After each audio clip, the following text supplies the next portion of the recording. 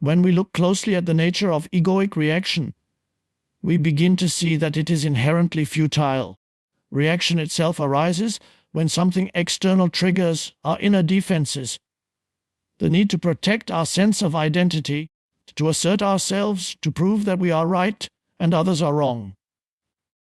Yet every time we indulge in these impulses, we end up caught in the same old cycle of conflict, stress, and dissatisfaction. No matter how much we argue, defend, or retaliate, the outcome never brings true resolution. It only leaves behind residue, resentment, tension, or regret. The ego believes reaction gives it power, but in truth it is powerless because it is rooted in illusion. Consider how quickly the ego reacts when it feels threatened. A single comment of criticism can trigger defensiveness. A delay in plans can awaken irritation. A disagreement can escalate into full-blown anger. In all these cases, what is really happening? The ego feels diminished, and so it seeks to restore itself by lashing out. But notice that the lashing out never creates harmony. Instead, it usually fuels the conflict further. This is why reaction is futile. It pretends to protect us, but in reality, it weakens us by pulling us deeper into unconsciousness. Eckhart Tolle reminds us that reactivity is one of the clearest signs of the ego's dominance.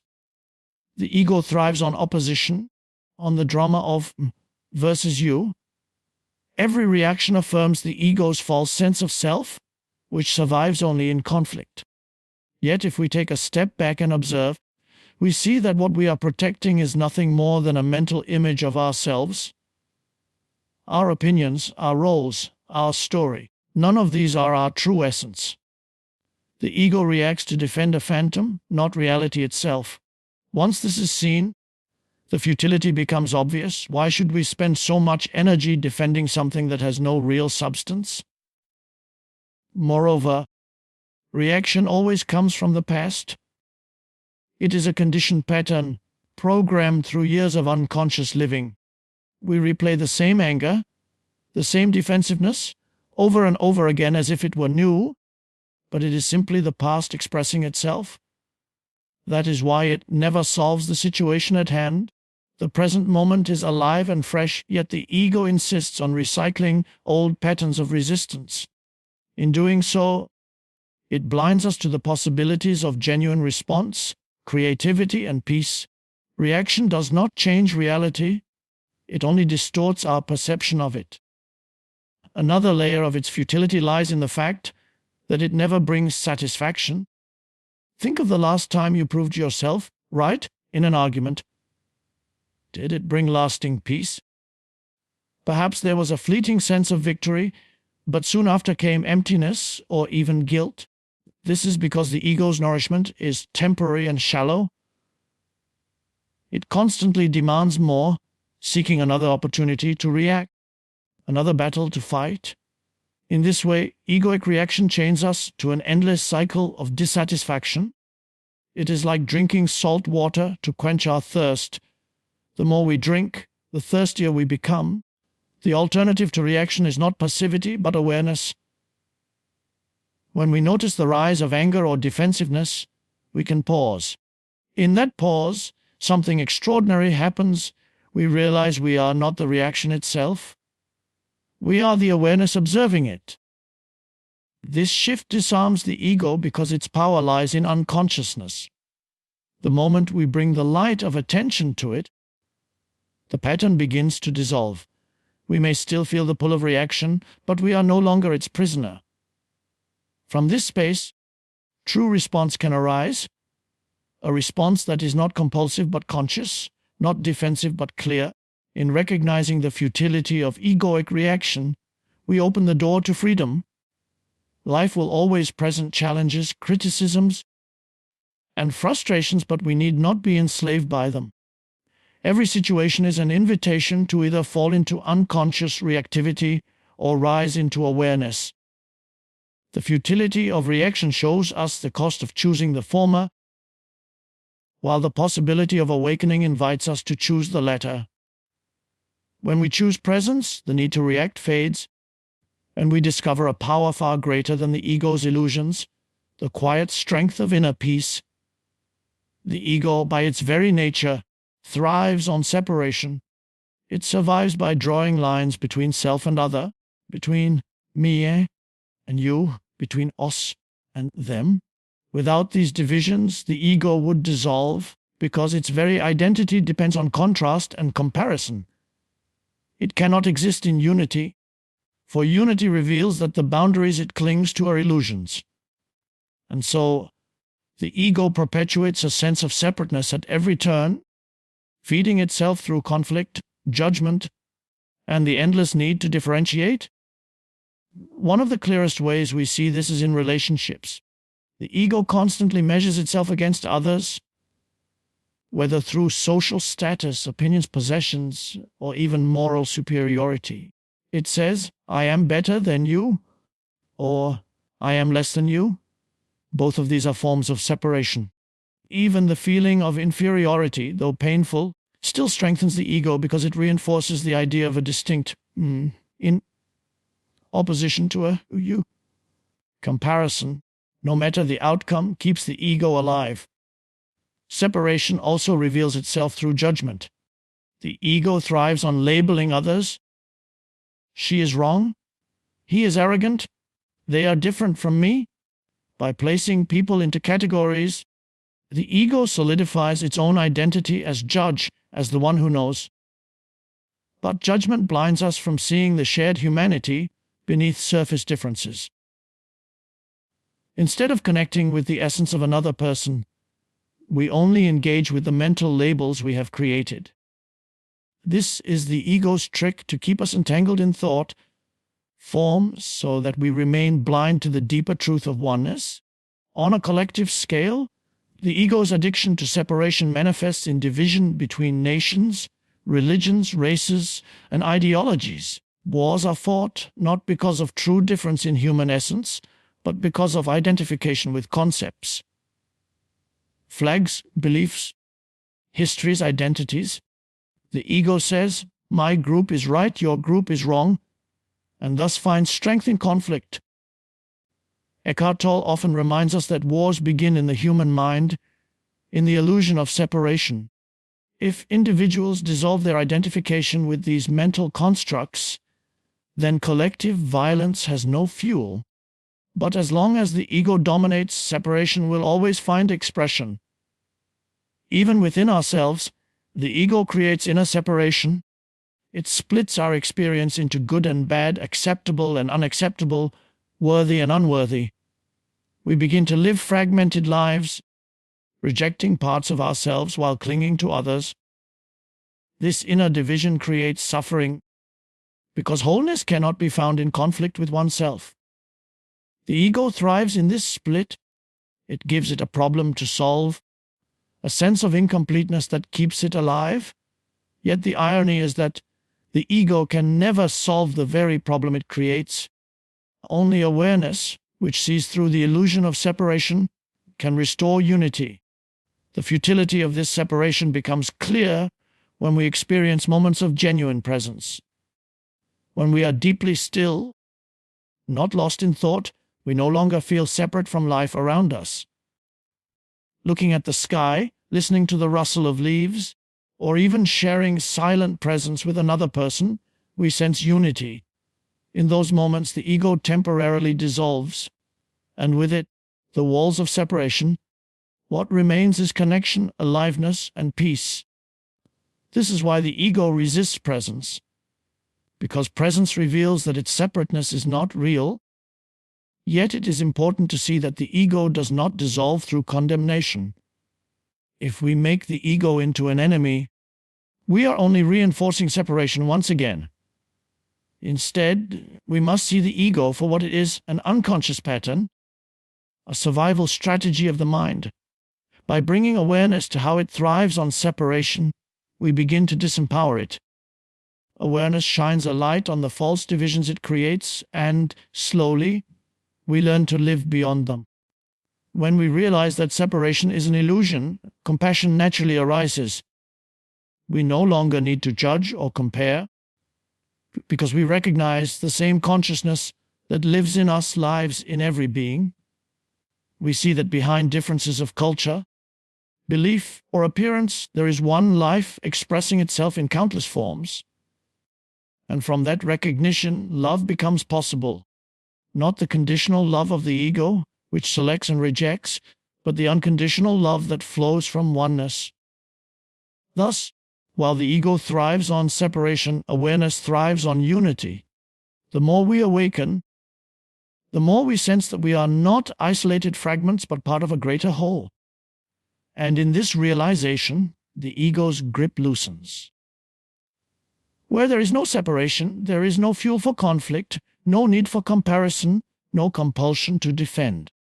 What remains is the simplicity of being, present, whole, and at peace with all of life. Awareness creates freedom because it allows us to step out of the automatic, unconscious patterns that govern most of our lives. When we live without awareness, we are caught in reaction, in compulsive thought, in the endless momentum of the past repeating itself. Situations arise, and before we even notice, we are already angry, defensive, or anxious. In such a state, it seems as though we have no choice. Life pushes us, and we merely react. But the moment awareness enters, a space opens up. In that space, the compulsion weakens, and we discover that we are no longer bound to old patterns. That is the beginning of freedom.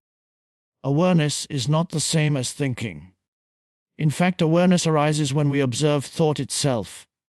When we notice the inner chatter, the constant commentary of the mind, we create distance between who we are and the thoughts we experience.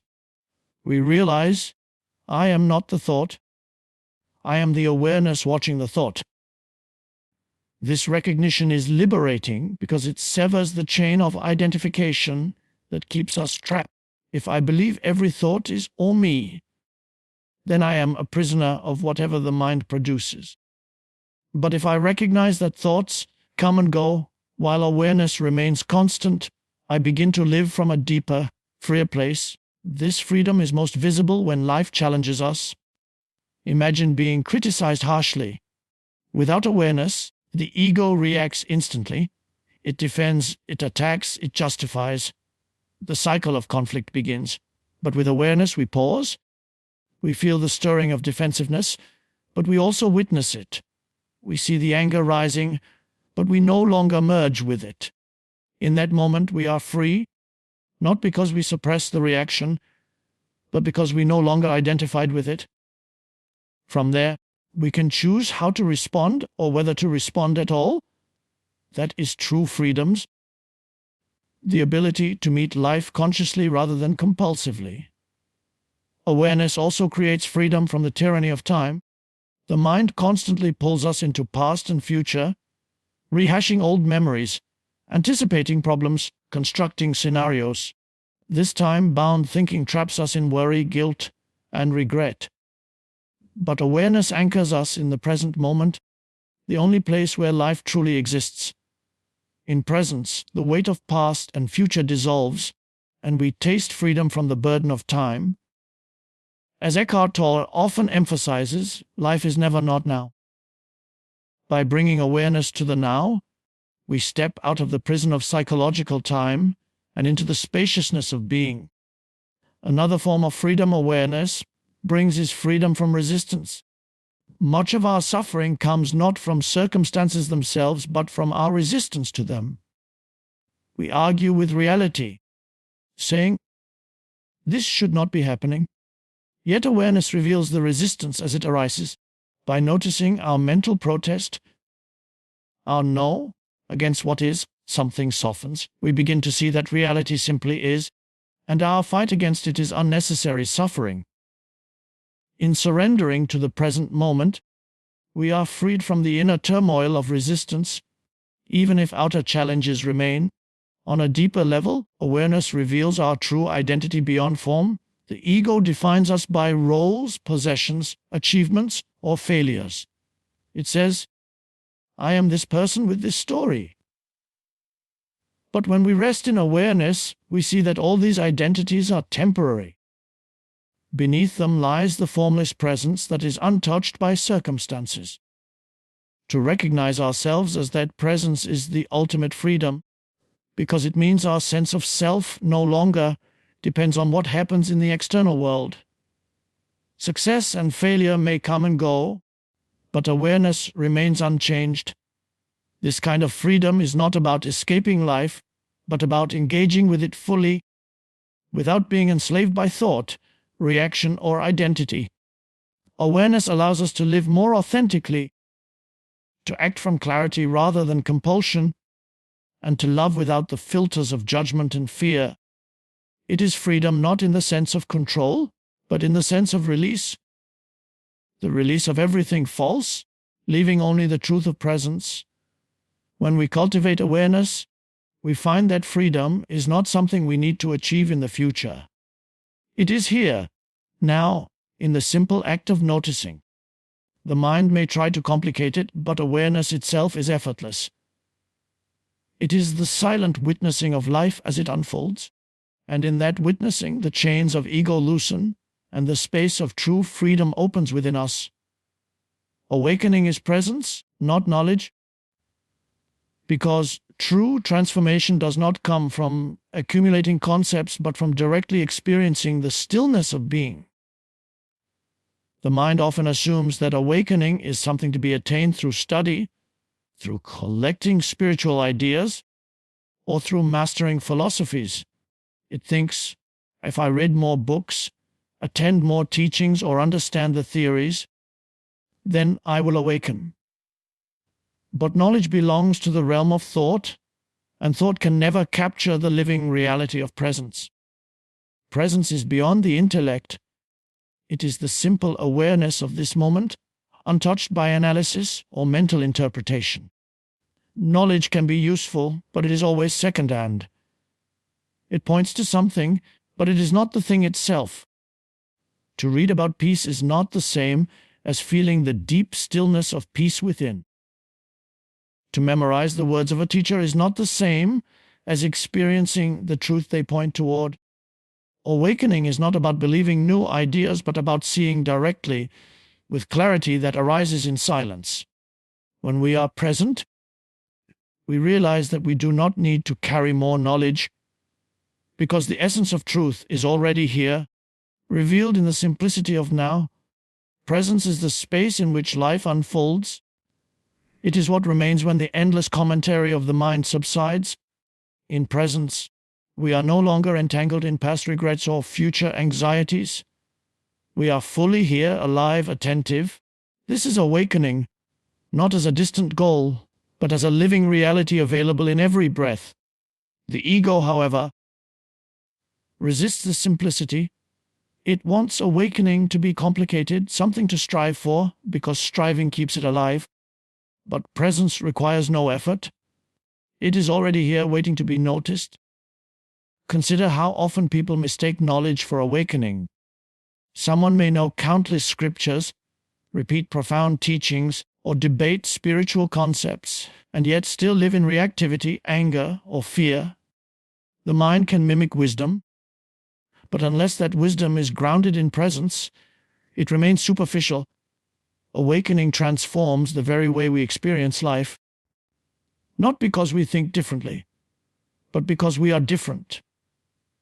We are rooted in awareness rather than lost in thought. Presence also reveals that awakening is not about adding anything to ourselves, but about stripping away what is false. The ego thrives on accumulation, more information, more roles, more achievements. But awakening is subtraction. It is the recognition that beneath all the noise, all the layers of identity, there is a spacious consciousness that has been here all along. To live from that space is to awaken.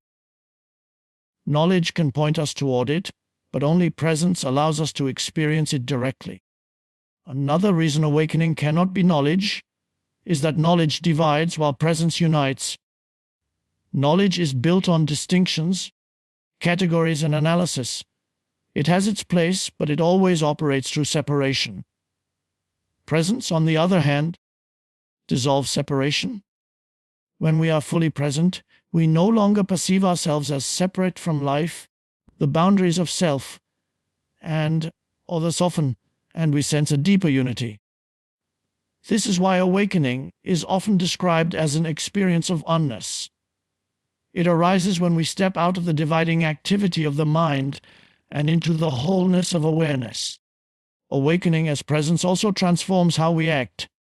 When rooted in knowledge alone, action can still come from ego, seeking recognition, proving superiority, or reinforcing identity.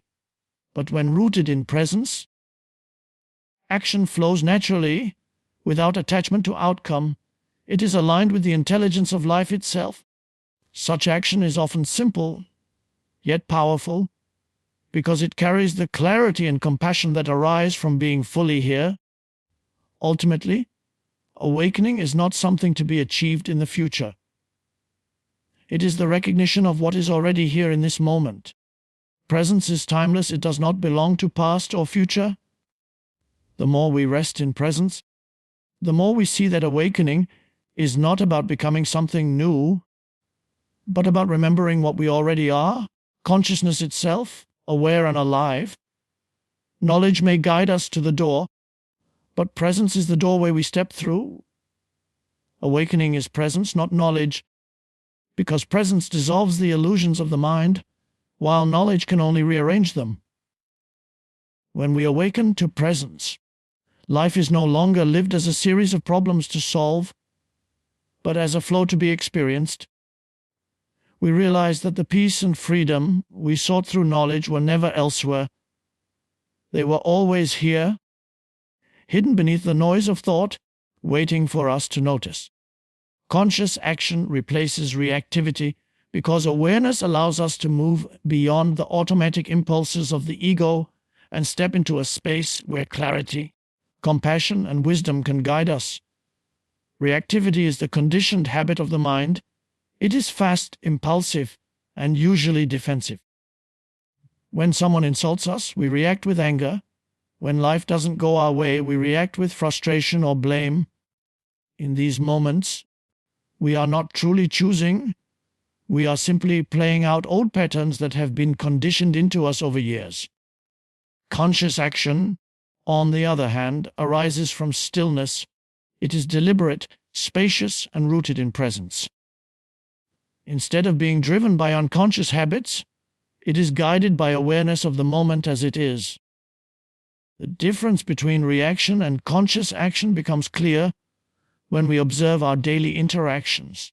Imagine being cut off in traffic. Reactivity screams, "How dare they?" and may push us into rage or even retaliation.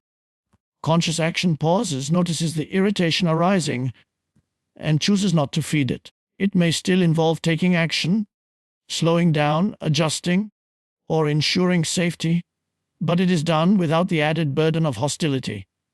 The external act may look small, but the inner experience is profoundly different. Reactivity creates stress and conflict, while conscious action preserves peace. What makes conscious action so powerful is that it is not controlled by ego. The ego always acts to defend itself, to prove itself, or to assert control. Its reactions are compulsive because they are rooted in fear and insecurity. Conscious action arises from a deeper place, the stillness of awareness that does not need to prove or defend. From this space, we are free to respond in ways that are more skillful, more compassionate, and more aligned with the truth of the situation. Conscious action is therefore not weak or passive. It is powerful precisely because it is not clouded by egoic noise. Another way to see the difference is through time. Reaction is immediate, compulsive, and blind. It leaves no room for reflection or choice. Conscious action, however, emerges after a pause. That pause is sacred. It is the moment when we step out of the momentum of unconsciousness and allow awareness to guide us. In that pause, we may still feel the energy of emotion, anger, fear, or sadness, but we no longer let it take over. Instead, we acknowledge and act from clarity rather than compulsion.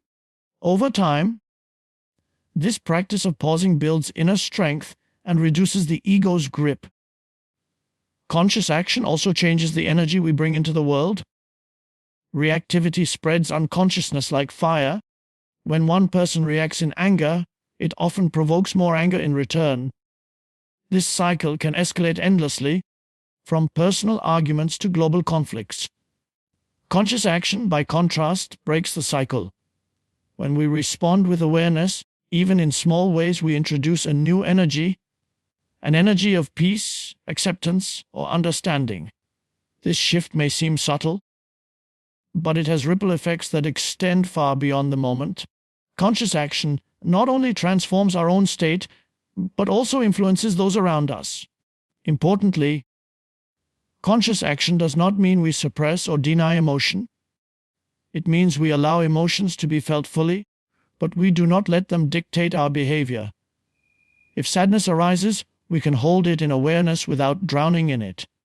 If anger arises, we can feel its heat without unleashing it destructively. By staying conscious, we channel these energies into responses that serve life rather than perpetuate suffering. Conscious action is thus not about control but about alignment, with presence, with clarity, with the deeper intelligence of life itself. When we live reactively, life feels like a constant struggle. We are pushed around by circumstances, always at the mercy of what others say or do. But when conscious action replaces reactivity, we reclaim our freedom. We realize that no situation, no matter how challenging, has the power to dictate our state of being unless we give it that power. In every moment, we can choose to respond from awareness. That choice is liberation. Ultimately, conscious action is the natural fruit of awakening. It flows effortlessly from presence, requiring no strain or overthinking. In presence, we simply know what is needed, and we act with simplicity and grace. Such action carries a different quality. It is not self-serving but life-serving. It arises not from ego but from the deeper intelligence that connects us all. And in this way, conscious action becomes a force of healing, not only for ourselves, but for the world around us.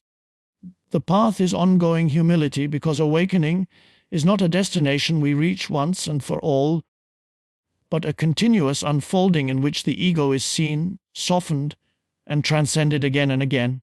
Many people imagine that awakening is a final event, a permanent state of bliss or perfection. Yet in truth, as long as we live in human form, the ego continues to arise in subtle ways. It does not disappear entirely. Instead, it loses power as awareness grows. To walk this path sincerely, we must embrace humility, the recognition that we are always learning, always deepening, and never beyond the possibility of slipping back into unconsciousness. Humility begins with the simple acknowledgement that the ego is crafty and persistent. Just when we think we have overcome it, it reappears in a new disguise. Perhaps we become proud of our spiritual progress, comparing ourselves to others who seem less awakened. Perhaps we secretly enjoy the identity of being someone who is more conscious. These are still egoic patterns, just wearing more refined clothing. Without humility, we fall into the trap of spiritual arrogance, believing we have reached an endpoint. With humility, however, we remain open, watchful, and willing to see the ego's tricks whenever they arise. Ongoing humility also means accepting that mistakes will continue to happen. We will still react at times, lose presence, or get caught in thought. But instead of judging ourselves harshly, humility allows us to simply notice and return. Each slip becomes an opportunity to awaken again. This is why Eckhart Tolle emphasizes that awakening is not about perfection, but about recognition. Recognizing when unconsciousness has taken over and gently returning to awareness. Humility keeps us soft, willing to learn, and free from the heavy burden of self-condemnation. The path requires humility because life itself is our teacher, and it often teaches through challenges. Pain, loss, criticism, and failure all reveal the parts of us where ego still holds sway. Without humility, we resist these experiences, insisting that they should not happen. With humility, we see them as invitations to grow. We bow to life's wisdom, recognizing that even the difficult moments carry lessons that expand our awareness. Humility, therefore, is not weakness, but strength, the strength to surrender to what is and allow it to shape us. Another dimension of humility is recognizing that awakening is not for the self alone. When presence deepens, it is not me, achievement, but a movement of life itself. The ego wants to claim awakening as a personal accomplishment, but true humility knows that presence is grace. It comes through us, not from us. In this recognition, we feel gratitude rather than pride, service rather than superiority. Humility turns awakening into something collective, a gift for the world rather than a trophy for the individual. Living with humility also transforms our relationships. Instead of insisting on being right, we listen more. Instead of trying to dominate, we seek understanding. We no longer need to elevate ourselves over others, because humility reveals the shared essence that unites us.